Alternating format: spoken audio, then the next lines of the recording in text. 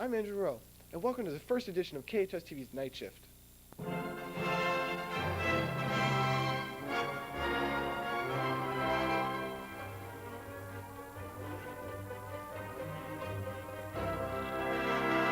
Tonight we have a special show for you. As you may know, KHS TV was able to cover President Clinton's historic visit to Kingston this past October. We were fortunate enough to be the only news organization in the Hudson Valley to obtain an exclusive interview with the president during his visit. During the next half hour, we'll show you our highlights. Shortly, we'll speak with our political correspondent, James Tile, about the importance of President Clinton's visit to Kingston. Tonight's show encompasses President Clinton's complete visit to our city, from his arrival at the Kingston-Ulster Airpark to his departure and our interview with him. You'll meet the people whose lives he touched during his historic visit. Oh, I was thrilled. It was very exciting. Well, my initial reaction was that I almost fainted. We were so excited to see him. We didn't know if he was really going to stop, and we thought that he was just going to wave from his car. So it was exciting enough just to see the Secret Service people. Bill Clinton, undoubtedly one of the most controversial presidents ever. But what would make a man of such power come to Kingston? Hi,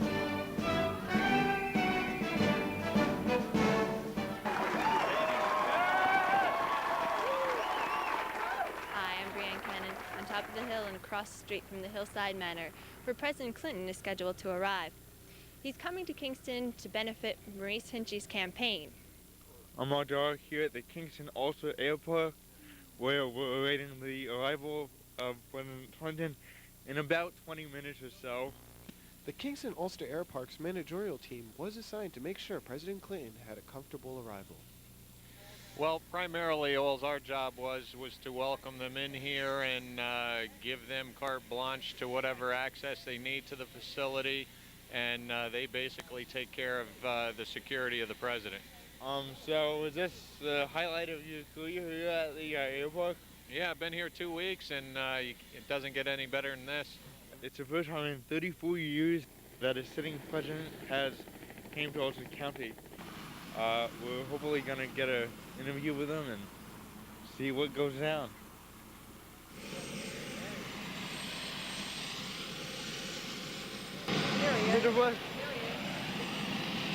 Although President Clinton did make an appearance for his motorcade, he did not, however, answer or acknowledge the local press. What'd you think of Mr. Clinton coming out? It was all right.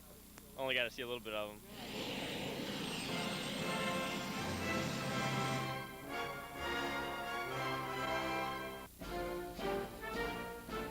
President Clinton made a surprise stop at Kingston's George Washington Elementary School, where many students and staff received more than just a wave from his limo.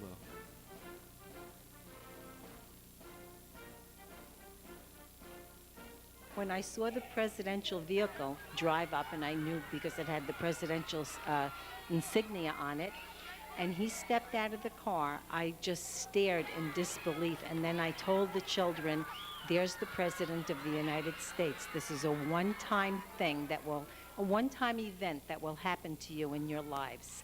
I waited like probably half an hour thinking that he wasn't going to come.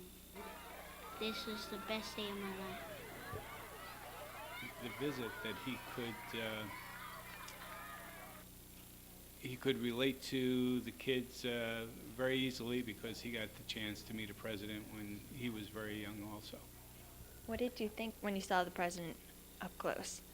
I thought that he was going to be taller than my dad, who's like about this tall. Me too. I thought he was going to be really tall. One of the most rewarding things of the visit was that some of the fifth grade students before he came were saying, oh, he's not going to come or he won't drive by, and we're missing our recess, and it was like they were prepared to be disappointed. And then when he stopped and spent so much time with us, it was like they got the message that, sometimes in life really exciting things do happen. What exactly took place on the other side of that limo that day across from George Washington? Well, Chris Mergendahl and I got a chance to have our picture taken with the president, and also to have a minute or so to speak with him.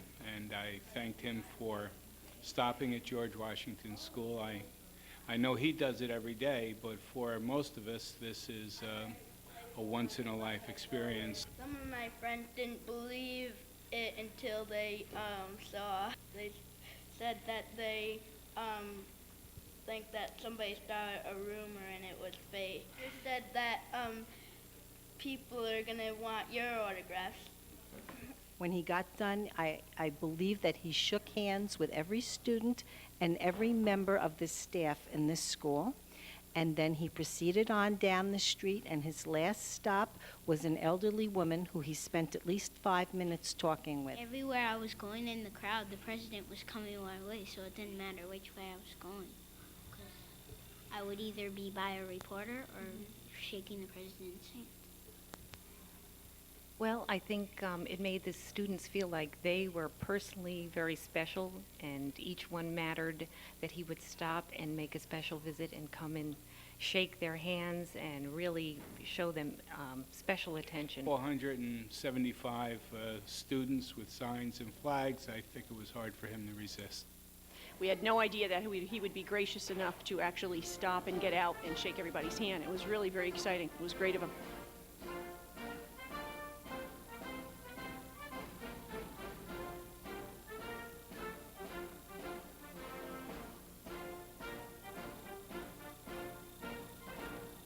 Hi, I'm Matt DeSalle here on top of a hill overlooking the Hillside Manor, where today, shortly, President Clinton is scheduled to arrive for a luncheon supporting Maurice Hinchey's campaign. We've spoken to Secret Service, who told us that there's a secured area which we can't approach. So we've gathered our equipment up here on the hill to try to get a shot of President Clinton, who's supposedly arriving shortly.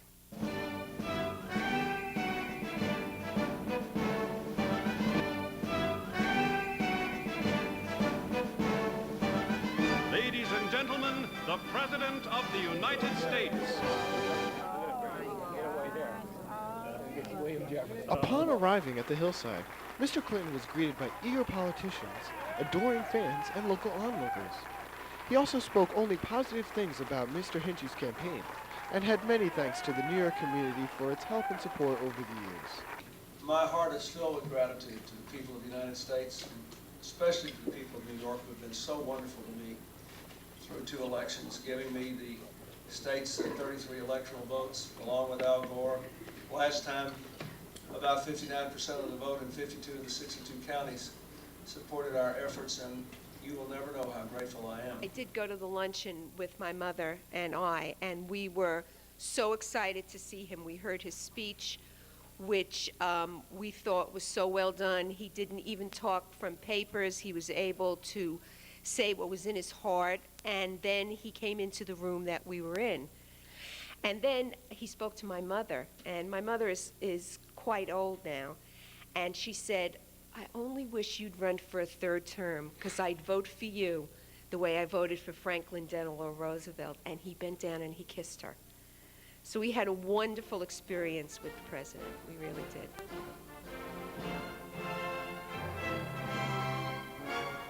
I'm here with KHS-TV political correspondent Jamie Satile. Jamie, what brought the president to Kingston?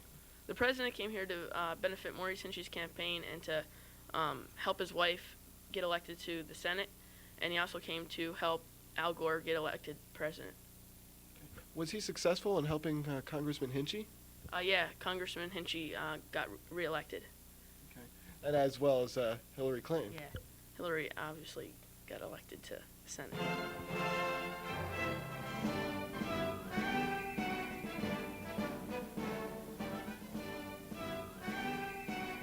Yep. Ladies and gentlemen, the President of the United States. How are you, President? How are you? My question for you is, as you look back over your wonderful presidency of 8 years, what would you like to be remembered for in history? Well, it's a little soon to say, but for sure I'd like to be remembered for turning America around and helping to not only move the economy forward, but to improve the environment, improve education and health care, and drive down the crime rate. But maybe even more important than that, to try to make all the American people feel that they were a part of our country and that we were on their side. That's what AmeriCorps was all about. That's what our efforts to help with more support for children were all about. That's what the efforts for hate crimes and a lot of the other initiatives I've taken have been designed to reach out across all the lines that divide Americans and bring us together. And so I hope that I'll be remembered for that, and I hope I'll be remembered for being a force for peace around the world and making America a friend to people in places that haven't heard from us much before. It was his presence just kind of carried when he came out of the car. Mr. Clinton, thank you for your time over at George Washington School, first of all. Yeah. Right. You gave us the opening line to our news broadcast in the morning, which we air every morning, every day. I was wondering what you'd like to say to our high school population of 2,200 kids.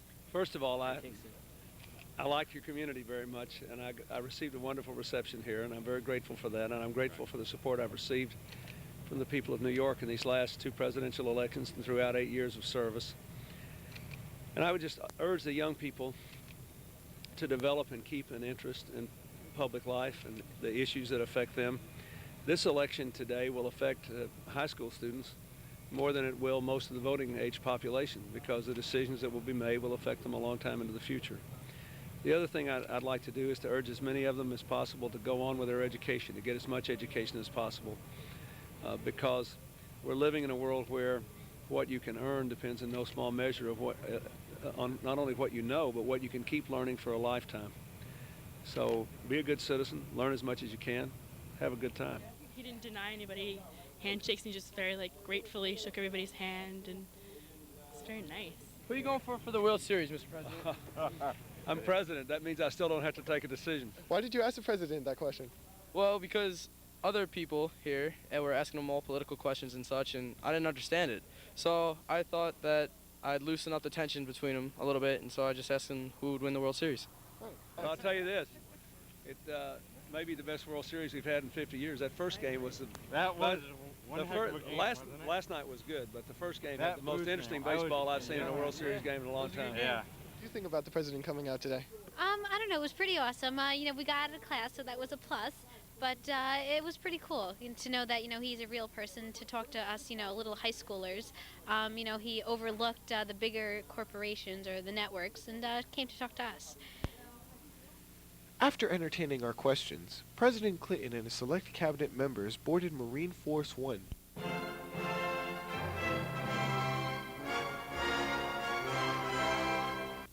Having the opportunity to meet President Clinton was an unforgettable experience, which I will remember always. One thing that we'll all surely remember is the tight security which President Bill Clinton had. I remember at one point there was a fire truck which was securing the area right in front of a parking lot over at the airport. Well, to get his attention, I grabbed the KHS-TV sign and climbed up on the fire truck, wondering whether I'd get snipered out or not. And that was right before he got out of the limo, so security was tight, but we got his attention nonetheless. You really don't get to see the security behind the scenes. The Secret Service and police allowed for the president to have a safe visit. Let's take a look at the action.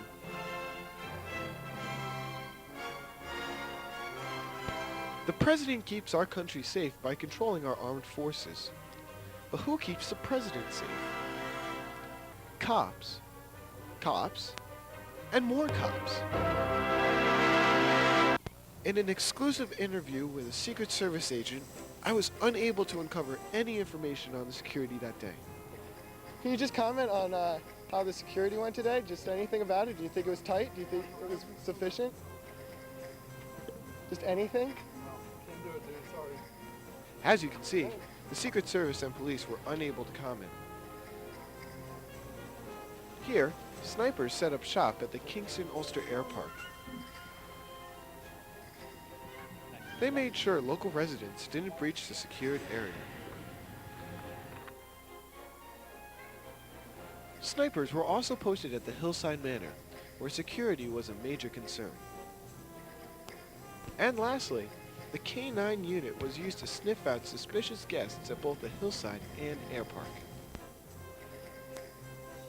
President Clinton was not the only big-name politician to come to Kingston within the recent weeks. That's right, Mark. Governor George Pataki paid a visit to our newly renovated City Hall. Governor George Pataki visited Kingston's Old City Hall last Friday to promote his new mortgage plan called Remodel New York. This program is designed to make home ownership and renovation more affordable for first-time homebuyers. And without further ado, I introduce to you the Governor of New York State, George Pataki. Mayor Gallo, thank you. It's great being back here in Kingston, and you're right, I did take a walk through about 2 years ago. The building did not look like this. Congratulations, it looks terrific, and it is what it should be, a symbol of the Renaissance of Kingston as we're working to renovate all the older cities and communities of New York State. Governor Pataki was also very happy to entertain any questions Kingston citizens might have. What is New York doing in terms of Great Regions program that we have in our state? Well, the Regions program is important, and what we're doing now is we're raising standards and making sure that everyone's going to be able to read and do math properly in order to graduate from high school. We think it's the appropriate thing, and more than that, we're not just improving the educational system. We want to make sure that when people graduate from Kingston High School, they can stay right here. And we're trying to improve the economy, more jobs so that you can get a job right here, better access to college. We have new tuition assistance programs. So we want you to get a great education at Kingston High. We then, if you want to go to work, we want you to have a job right here in Kingston. If you want to go to school, we want to make it easier for you. We're trying to put the whole package together. Effect is not just that one house gets improved, but a street starts to get improved. And the volunteer work on Henry Street by Habitat for Humanity and our local junior league, and the good work that happens there, and how that ripples out through the communities and making not just housing more affordable, more quality, but also making our whole neighborhoods better as a result. Start spreading the news. I'm leaving today.